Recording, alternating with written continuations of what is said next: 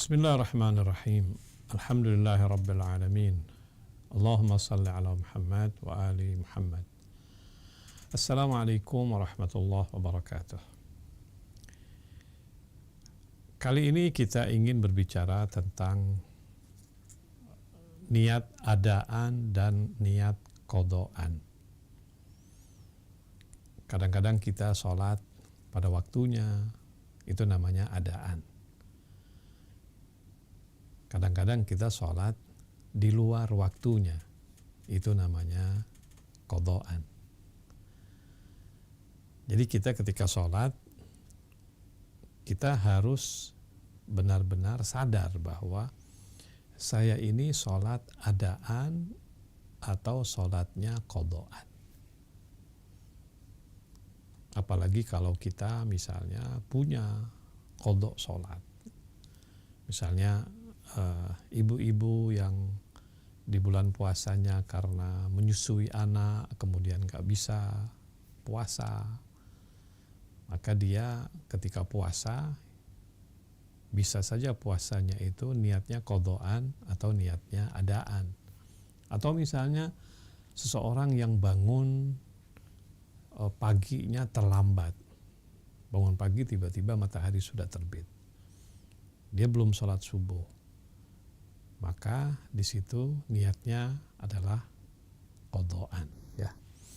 Oke, jadi ketika berbicara tentang niat ini memang ada dua, ya. Ada niat namanya adaan. Adaan ini artinya sholatnya itu dalam waktu. Sholatnya dalam waktu, ya. Itu pasti adaan. Misalnya kita sholat subuh nih, jam berapa nih sholat subuh? Sekarang misalnya adzan subuh jam 4.30. Terbit matahari jam 5.30. Nah, dalam waktu itu antara 4.30 sampai 5.30 kalau kita sholat subuh itu namanya adaan. Sehingga kalau kita misalnya mau lafazkan niat kita bilang sholli fardhu subhi rakaataini adaan qurbatan ilallah. Nah, jadi adaan itu sholat di dalam waktu, ya. Sekarang sholat di luar waktu itu namanya qodoan, ya. Qodoan, ya. Nah, qodoan ini di luar waktu. Jadi misalnya kita bangun subuhnya tiba-tiba jam 6. Wajib nggak sholat? Wajib dong sholat. Tidak boleh kita tinggalkan sholat. Atau mungkin di waktu kita musafir tiba-tiba kita nggak sholat, tertinggal sholat. Atau mungkin kita tertidur misalnya, sehingga waktu sholatnya sudah berlalu. Maka kita wajib sholat. Nah, sholat di luar waktu itu namanya qodoan. Cara niatnya gimana? Cara niatnya kita sebutkan qodoan. Usolli fardhol maghribi misalnya, atau usolli fardhos subhi rakaataini qodoan qurbatan ilallah. Oke. Sekarang apakah harus saya ucapkan?